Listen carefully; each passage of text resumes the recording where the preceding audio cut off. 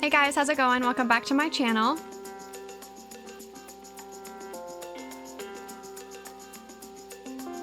My name's Alyssa and I build Lego sets as well as film lifestyle type videos. So today's going to be another continuation of the Nightmare Before Christmas Lego set. Last week I finished the little townhouse and this is how that one turned out. It's got it all right here.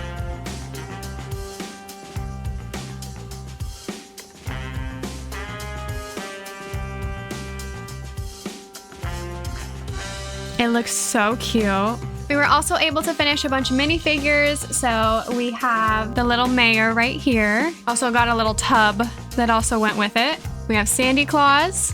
And then we also have Lock, Shock, and Barrel. So we got quite a few minifigures so far. I believe there should be a couple more at least. But this time we are going to be starting Jack's house. And I think this is the one that I'm most excited for to build. It is also the biggest part of the set of all 3 different parts, basically. Before I get started, please be sure to hit that like button, subscribe, and don't forget to ring that bell to make sure you stay updated on all my future videos. And with that, we are just gonna go ahead and get started on part 7.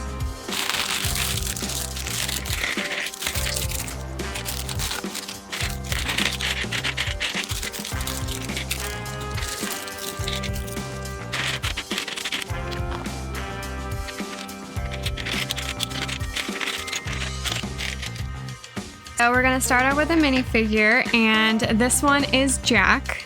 He looks so cute in his little outfit. I hope you guys are gonna be able to see this. Oh.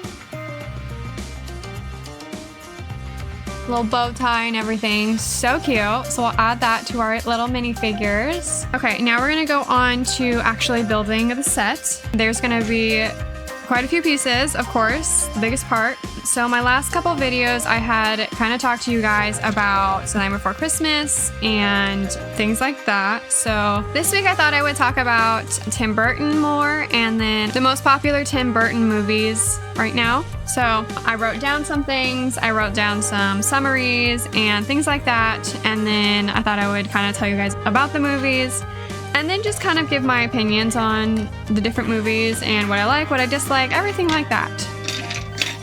So the first one I'm going to start with is The Corpse Bride. I really do love this movie. I know a lot of people aren't a big fan of The Corpse Bride, but I think that one's actually a pretty good one. I feel like it's a underrated movie. I don't think the movie gets enough credit for how good it is, in my opinion. So this is a stop motion animated film, same kind of concept, the claymation and everything like that. And it follows a young man and his name is Victor. And he basically accidentally proposes to a corpse who is a bride while he is reciting his wedding vows. This movie is a love story and it basically follows around Victor and how he resolves his proposal and everything like that. It's actually been a little while since I've seen this movie, but at one point I liked The Corpse Bride better than I liked Nightmare Before Christmas, but I think now that has definitely flipped. I do really love all of Tim Burton's dark theme, I guess you want to say, his style of movies. The next one is Charlie and the Chocolate Factory. So this was the second Charlie and the Chocolate Factory. This is the one with Johnny Depp in it, which, you know, of course it gives that dark twist on the movie, and I love that it does that and everything. And I do love that Johnny Depp is in a lot of Tim Burton movies. Every time I see him as a character, I can only imagine him as Jack Sparrow, and that's the only thing that I can see him as in these movies.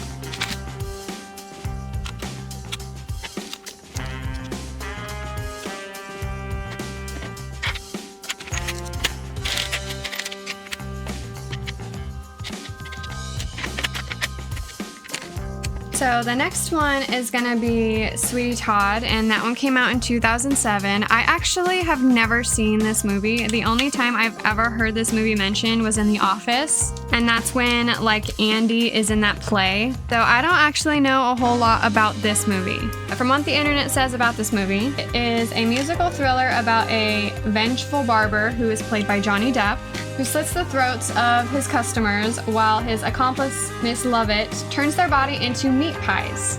The film is one of Tim Burton's darkest, blending horror with musical theater. So I guess that's all I have to say about that one.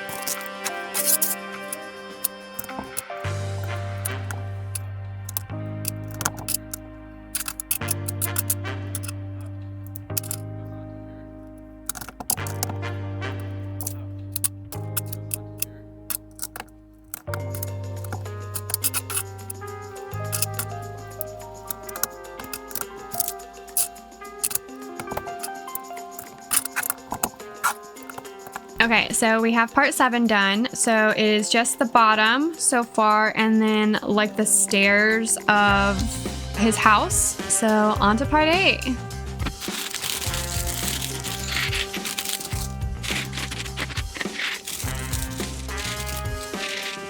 Well, there is quite a bit of teeny tiny little pieces in part 8, so that kind of sucks, but we'll get through it.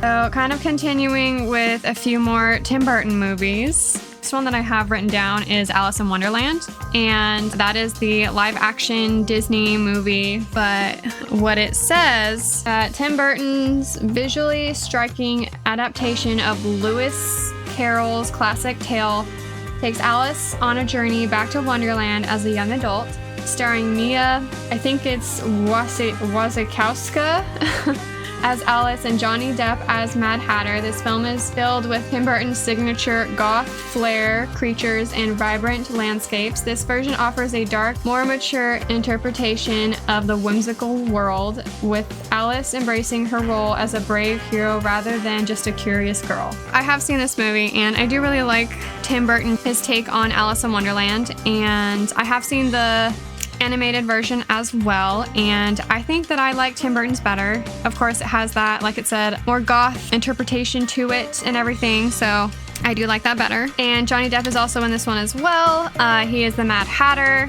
I really like him in this movie as well, although of course, like I said, I can only see him as Jack Sparrow in every single role he plays, but still did a good job in this one. Can't believe how many tiny pieces are in this. This sucks, but there's so many.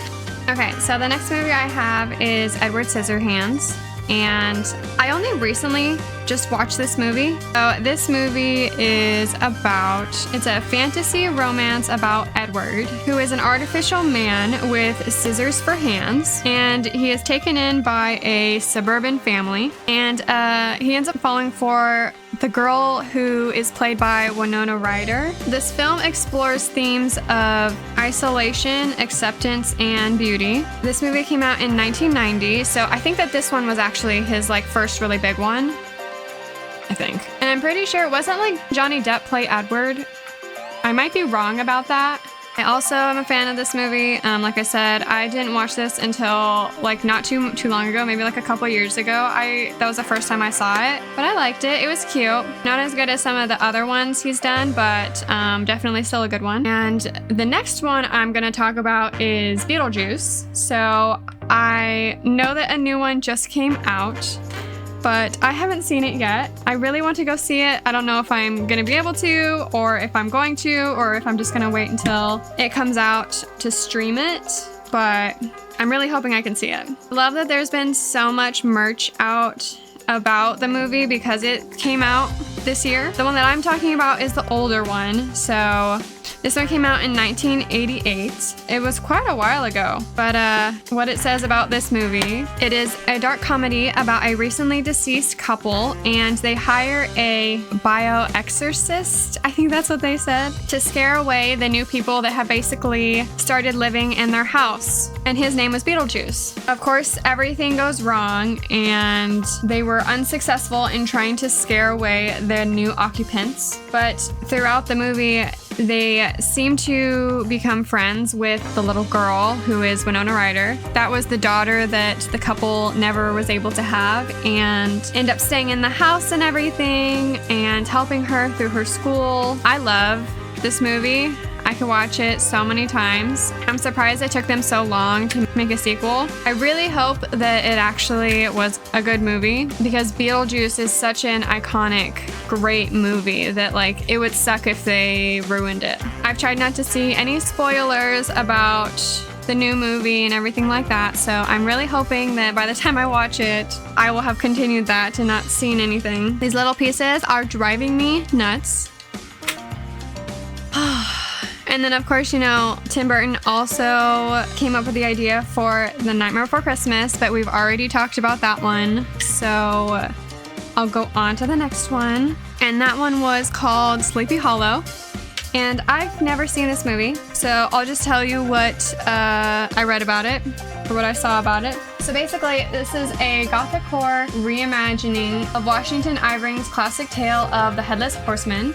Johnny Depp stars as Ichabod Crane, a detective sent to Sleepy Hollow to investigate the mysterious decapitations. The film combines eerie visuals with Burton's signature dark horror. That sounds like a very interesting movie, and I feel like I kind of want to watch it now. So I might watch that movie, and I will let you guys know how I feel about it. But that's basically all I have for Tim Burton movies right now.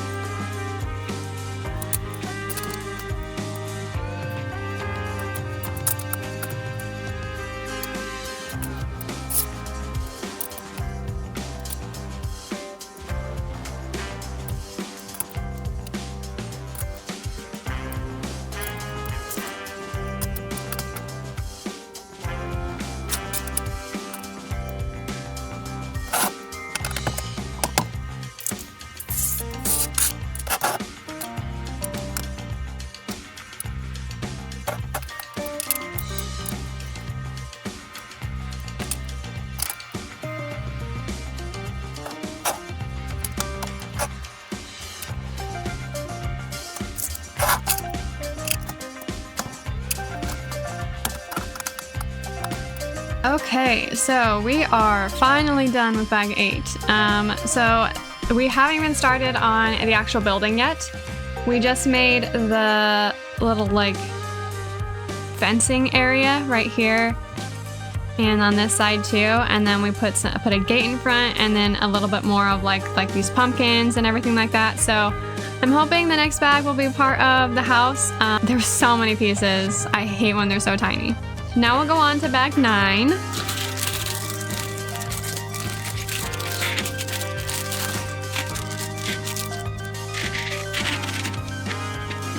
Okay, it looks like this is finally gonna be part of the house. So I kind of finished talking all about Tim Burton and everything like that, and I was gonna go on to now talking about my trip again and going on to, I believe this is now day 3, what I did when I was in Hawaii. And so I also did some water things this day as well. So This was a pretty early morning. We're gonna go on a boat and go out for a little while. I think we went out a little bit farther than I did the day before. And so this time I was going to be swimming with the sharks. And this is one of my favorite things to do when I'm in Hawaii as well. So how it works is basically you guys meet at the dock. And then once everyone's there, they kind of go over safety and everything like that. And then you drive out to where they have the cage. And then they split the boat basically into 2 groups. The first group will go first in the cage, and then obviously the second group will go second. So I was part of the first group, and it's a little nerve-wracking once you get there because you can see all the sharks like kind of swim to the surface. So basically in this area where the sharks are is where they also do fishing. And so the sharks know that when they hear a motor, it most likely means that they're gonna get food that's been tossed off the boat by one of these fishing boats. So you're not always guaranteed to see sharks, but it's very rare if you wouldn't because of this reason. So get in the cage and everything, go down, and this is a cage that basically is attached to the boat and it's just on top of the water, so there's nothing above me that's like preventing me from getting out basically. I don't think I would be able to do that if it was one of those. So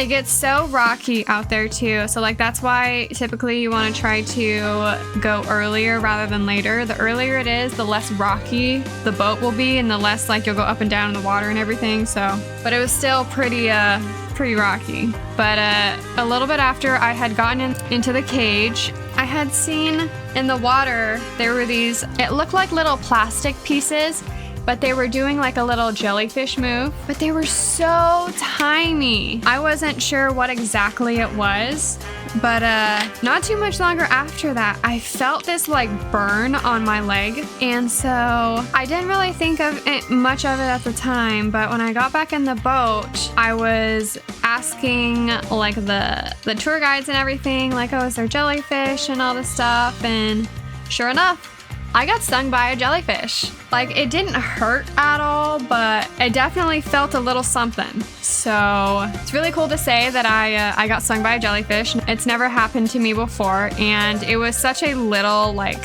sting that it's kind of cool that it happened. But I still can't believe I got stung by a jellyfish. Like, I've been going to Hawaii for a couple years now, and this is the first time that has ever happened to me. So that was pretty cool. But after my turn was done, I had to get back on the boat and wait for the second people to go. And there was so many people that got seasick and were like throwing up over the boat. I'm so lucky that I've never gotten seasick. I don't get sick from like being in a boat or anything. So I'm very glad about that. I used to go on boats a lot when I was younger with my family. I have a lot of relatives who have boats and we would go to the lake and everything. So that would really suck if I was seasick, but thankfully I am not. So after that, I went back to the shore, and at that point I was so hungry. So walked down a little ways and found this little cute brunch spot, and I got like this like fruit platter thing. I don't know, it was so good. All the fruit from Hawaii is so much better than it is in the US. Like, I feel like it doesn't even compare. So I had like breakfast at that point because it was still kind of early. But then I went back to my hotel and spent the rest of the midday-ish at my hotel, just kind of taking a shower, getting ready, relaxing a little bit and everything.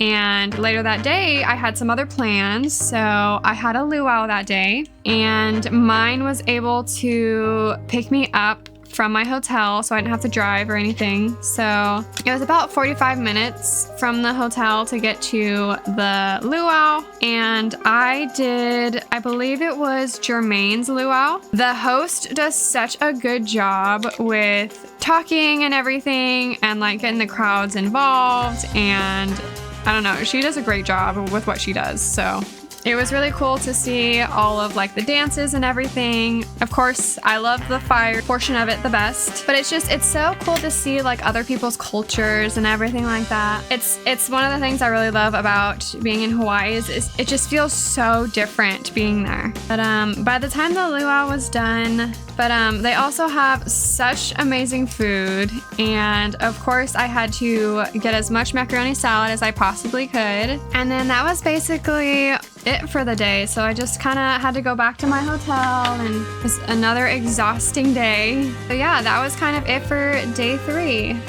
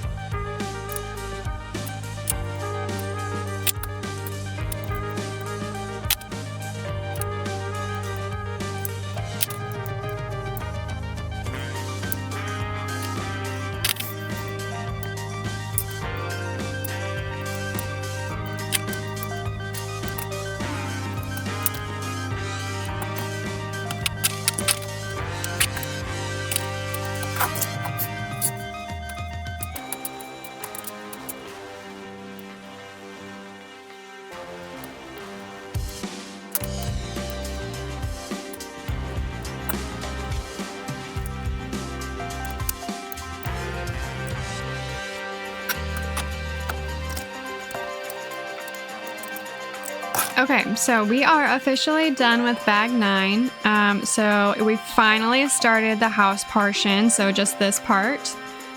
We also added a little Christmas tree in there. I don't know how well you can see that. But there's also this little door on the front that opens. Well, I think this is where we're gonna stop on this one. Before I sign off, please make sure to comment down below any comments you have, like this video, hit that subscribe button, and ring the bell to make sure you stay updated on all my future videos. And with that, I will see you guys in my next video.